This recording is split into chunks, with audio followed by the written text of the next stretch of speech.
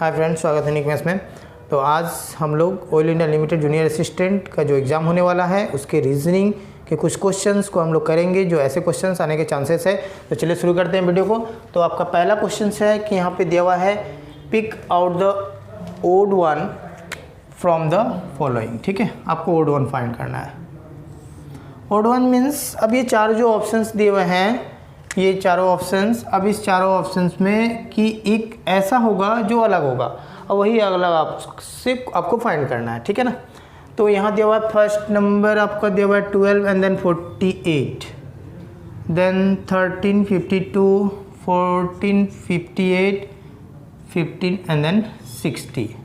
तो दोस्तों सबसे पहले देखोगे कि ये 12 और ये 48 में कुछ सिमिलरिटी है क्या? तो हाँ, ये 12 के टेबल में अगर इसको 12 को 4 से इंटू कर दे तो 12 4 जा 48 होगा। ठीक है, आगे देखते हैं इसको। हाँ, अब यहाँ भी देखोगे कि अब ये 13 को 4 से इंटू कर दे तो 13 4 जा 52। ठीक है, अब यहाँ अब ये दो तो सेम हो गया है ना।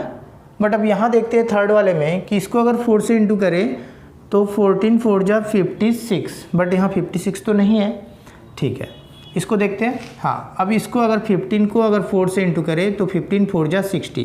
तो यहाँ देखोगे अब ये option number A, B and then option D, ये तीनों ऑप्शंस ऐसे हैं जो पहला वाला जो नंबर था उस नंबर को 4 से अगर इंटू कर दे तो सेकेंड वाला नंबर आपको मिला है ना। बट यहाँ पे वैसा नहीं हो रहा है, ये सी क्या है, अलग है, यानी ओड है। तो इस क्वेश्चन का आंसर हो गया ऑप्शन नंबर सी। तो आई थिंक आप लोग का क्लियर हुआ। तो ऐसे इस क्वेश्चन को हम लोग with in second answer find करेंगे। तो इस क्वेश्चन का आंसर हो गया ऑप्शन नंबर सी। तो दोस्तों नेक्स्ट क्वेश्चन, अब यहाँ दिया हुआ है क्या कि pick out the odd one from the following. तो हम लोग फर्स्ट क्वेश्चंस को भी ऐसा ही क्वेश्चन था, ओड वन ही फाइंड करना था। तब इस क्वेश्चंस को हम लोग कैसे करेंगे, वैसे ही हम लोग क्वेश्चन नंबर 1 जैसा ही करेंगे। बट यहाँ पे क्या दिया हुआ है, अब ये नंबर दिया हुआ है 17 27 59 एंड देन 97। तो इस नंबर को सबसे पहले आप ध्यान से देखोगे, उसके बाद ये पता लगाने की कोशिश करोगे कि अब एक नंबर जो होगा अब इस चारों नंबर से क्या होगा, अलग होगा, है ना। चारों नंबर में एक नंबर क्या होगा, अलग होगा। तो अब अलग कौन सा दिख रहा है? तो हाँ, ये 27 ये क्यूब नंबर है, 3 का क्यूब। ठीक है, बाकी 17 किसी से डिवाइड नहीं होगा, 59 भी किसी से डिवाइड नहीं होने वाला है, 97 भी किसी से डिवाइड नहीं होने वाला। यानी ये जो है 17 59 एंड देन 97, ये कैसा नंबर है, प्राइम नंबर है। ठीक है ना, प्राइम नंबर पता ही होगा। Prime number, number which is divisible by 1 in itself, मतलब वो क्या होगा, खुद से डिवाइड होगा और 1 से तो सारे नंबर डिवाइड हो जाते हैं, और खुद से भी सारे नंबर डिवाइड होते हैं, बाकी किसी से भी डिवाइड नहीं होगा। तो ये 3 नंबर कैसे हैं, ऐसे हैं जो प्राइम नंबर जो किसी से भी डिवाइड नहीं होने वाला है। तो बाकी बचा आपका 27 तो 3 का क्यूब भी है, 3 से भी डिवाइड होगा, 9 से भी डिवाइड होगा, इसलिए इस क्वेश्चन का आंसर हो गया ऑप्शन नंबर बी। तो आई होप आप लोगों का क्लियर हुआ। तो ऐसे क्वेश्चंस आने का चांस है, अगर ऐसे क्वेश्चंस आए तो आपको ओड वन आपको फाइंड करना होगा। तो नंबर का अगर हो तो आप चेक करोगे कि नंबर कैसे नंबर है, उसके बाद आप आंसर को लगाओगे। ठीक है, तो दोस्तों नेक्स्ट क्वेश्चन नंबर 3। अब यहाँ देखोगे क्या दिया हुआ है कि Soma walk 20 metre towards the north. ठीक है ना। अब जब भी डायरेक्शन का क्वेश्चन आ जाए तो आपको करना क्या है, डायरेक्ट क्वेश्चंस को आपको रीड नहीं करना है। ठीक है, आप डायरेक्ट एक स्टेप पढ़ोगे और डायरेक्ट बनाते जाओगे।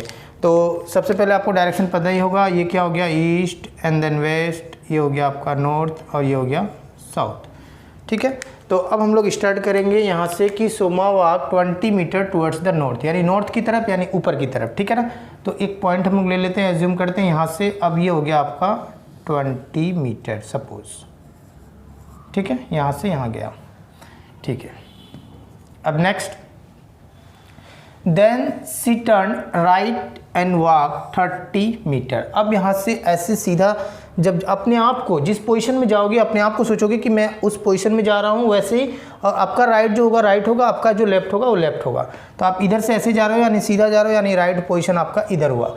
तो देन सी टर्न राइट, अब ये राइट टर्न लेने के बाद वो कितना जा रहा है, 30। तो अब ये देखोगे कि और एक बात कि अब ये जैसे 20 है तो 30 जा रहा है, तो ये इतना बड़ा लिया हो तो आप उससे थोड़ा बड़ा करोगे, कोशिश करोगे कि लाइन उससे थोड़ा बड़ा हो। तो ये हम लोग इतना ले लेते हैं। ठीक है, ये हो गया 30। अब वो कहाँ आ गया, अब इस पॉइंट पे आ गया। ठीक है, अब उसके बाद फिर बोल रहा है क्या कि then she turn right and walk 35 metres. अब यहाँ जाने के बाद अब आपका राइट नीचे की तरफ और लेफ़्ट पोजीशन ऊपर की तरफ। तो अब ये राइट यानी नीचे की तरफ और कितना जा रहा है 35, तो ये हो गया 35। अब ध्यान दोगे यहाँ पे कि यहाँ तक था आपका 20 यानी यहाँ तक 20 होगा, 35 आप थोड़ा इससे बड़ा करोगे, ये ओवरऑल हो गया आपका 35 यानी अब यहाँ आ गया। ठीक है, again then she turn left and walk 15 metre. अब ऐसे आने के बाद आपका लेफ़्ट पोजीशन इस साइड होगा यानी इधर लेफ़्ट होगा और कितना जा रहा है लेफ़्ट 15 मीटर, तो ये हो गया आपका 15, ये हो गया 15 मीटर। अब ये इस पॉइंट पे है। ठीक है, अब आगे आप पढ़ोगे, अब यहाँ लिखा हुआ है कि finally she turns left and walk 15 metre. अब यहाँ ऐसे जा रहे हो तो आपका लेफ़्ट क्या होगा ऊपर की तरफ, राइट नीचे की तरफ। तो फाइनली क्या हो रहा है कि टर्न लेफ़्ट ले रहा है और लेफ़्ट लेने के बाद कितना जा रहा हो 15 मीटर जा रहा है। ठीक है, तो ये 15। अब यहाँ देखोगे अगर ये लाइन अगर थोड़ा बड़ा छोटा बड़ा करोगे तो ये प्रॉब्लम आ जाएगा। अब यहाँ इसीलिए मैंने बताया था, अब ये 15 ऊपर जाएगा तो कितना आप लोगे, तो ये आपका ये जो स्ट्रेट लाइन होगा यहाँ तक कितना है, ये 20, तो ये भी 20 होगा। बाकी ये नीचे का कितना बचा, अब 35, यहाँ से यहाँ तक 35, तो ये आपका 15 बचा, तभी जाकर 20 और 15 मिलके 35 हुआ यहाँ से यहाँ तक। तो अब आपको जाना कितना है, लेफ़्ट टर्न लेके 15, तो ये पूरा पॉइंट स्ट्रेट ही होगा यहाँ तक। अब ये हो गया आपका 15। ठीक है, तो आई होप आप लोगों का क्लियर हुआ। तो उसके बाद अब आपसे पूछ क्या रहा है कि in which direction and how many metres. अब आपका डायरेक्शन पूछ रहा है, तो ये किस डायरेक्शन में जा रहा है, ऊपर की तरफ। अच्छा, अब भी डायरेक्शन देखते कहाँ से पूछ रहा है। अभी तो फिलहाल तो डायरेक्शन आपका ऊपर की तरफ है, नॉर्थ की तरफ है, बट ये पूछ कहाँ से रहा है ये देखेंगे। In which direction and how many metres is she from the starting position, यहाँ से पूछ रहा है। ठीक है, स्टार्टिंग पोजीशन, तो आपका स्टार्टिंग पोजीशन कहाँ था, कहाँ से हम लोग स्टार्ट किए थे, यहाँ से स्टार्ट किए थे। तो अब यहाँ से पूछ रहा है, तो आप देखोगे ये एक सीधा लाइन हुआ ना, ये एक स्ट्रेट लाइन ही आया। ठीक है, तो अब स्टार्टिंग पोजीशन से किधर डायरेक्शन है, क्योंकि अभी एंडिंग पोजीशन कहाँ है, यहाँ पे ख़त्म हुआ। अब ये इस साइड है, इस साइड को हम लोग क्या बोलते हैं, ईस्ट।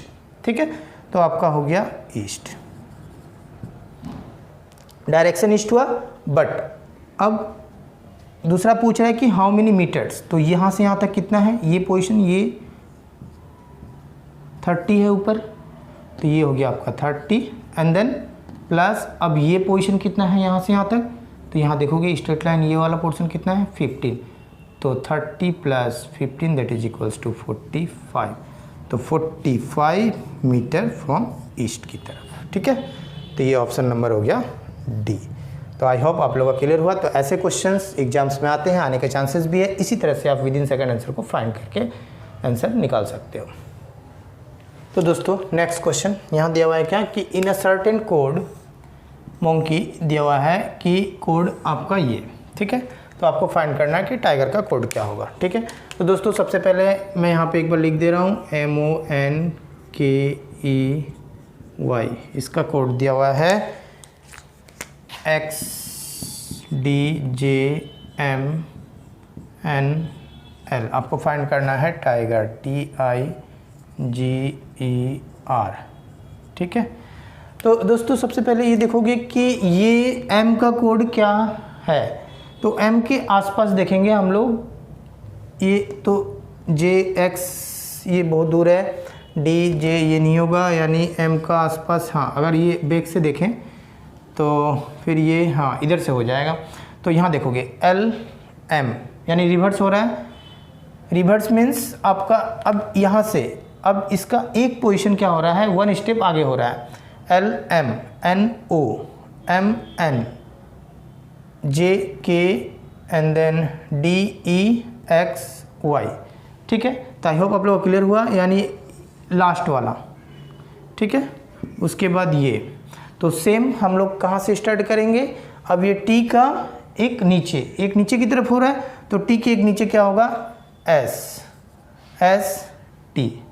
ठीक है, अब ये I है तो I के एक नीचे HI।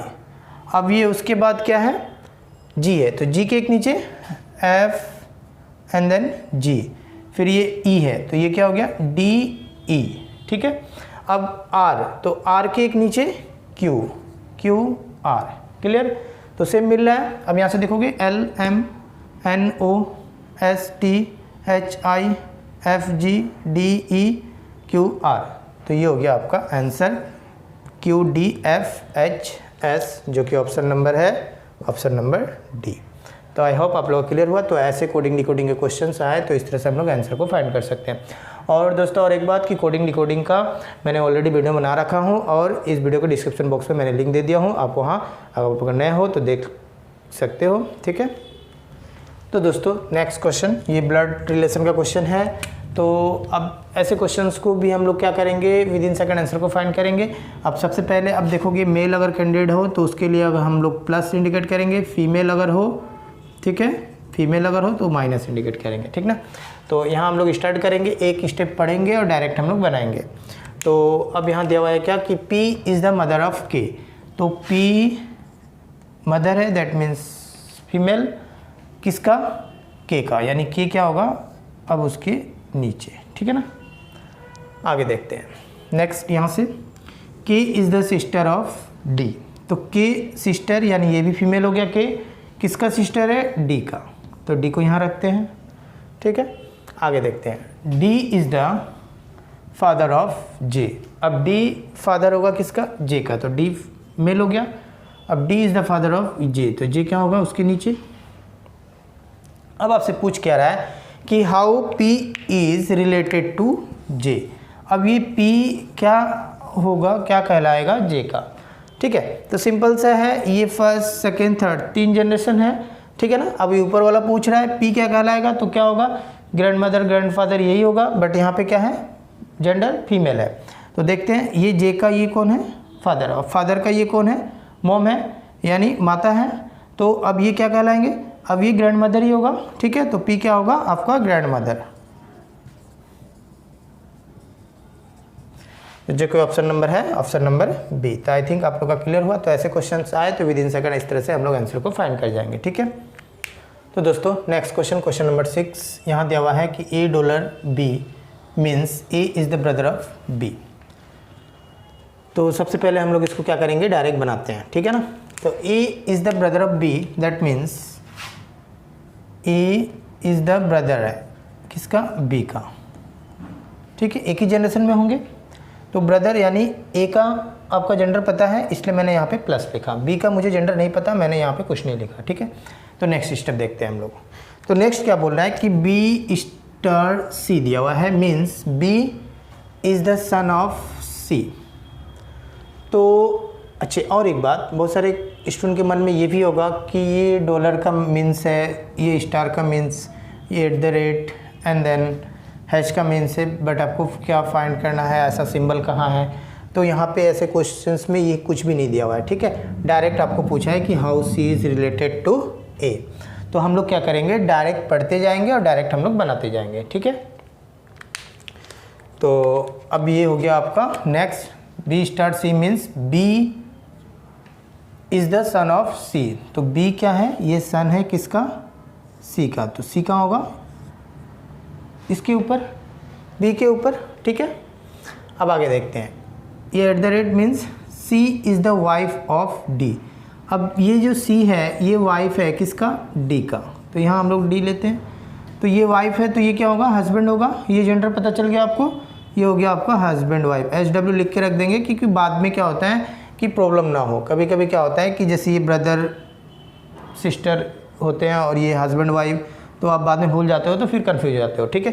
तो ये हस्बैंड वाइफ में क्या करेंगे, SW या S लिख के, जैसे आपका सिंबल कुछ एक सिंबल लगा के रख दोगे, ठीक है। तो आगे देखते हैं फिर। तो नेक्स्ट दिया हुआ है ये AHD means A is the son of D। तो A आपका सन है किसका, D का, तो ये ठीक ही है A is the son of D, क्योंकि ये दोनों क्या है, भाई हैं, और ये भाई, और ये क्या है इसके माँ है, और ये माँ है, यानी ये क्या है इसके फादर है ना।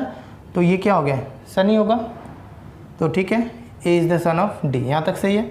अब आपसे पूछ क्या रहा है कि हाउ C इज़, ये जो C है C is related to A। तो C क्या कहलाएगा, A का, तो C क्या है, इन दोनों का ये क्या है, माँ है, यानी मदर होगा।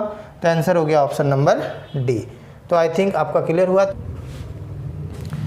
तो दोस्तों आज मैंने रीजनिंग के कुछ महत्वपूर्ण क्वेश्चंस को करवाया, जो कि अभी जो एग्ज़ाम्स आने वाले हैं जूनियर असिस्टेंट, वहाँ ऐसे क्वेश्चंस आने के चांसेस है। और इस तरह के क्वेश्चंस आप मेरे चैनल में देखना चाहते हो, चैनल में नए हो तो चैनल को सब्सक्राइब करके बेल आइकन को प्रेस करिएगा, ताकि इस तरह का वीडियो का नोटिफिकेशन आपको आसानी से मिल सके।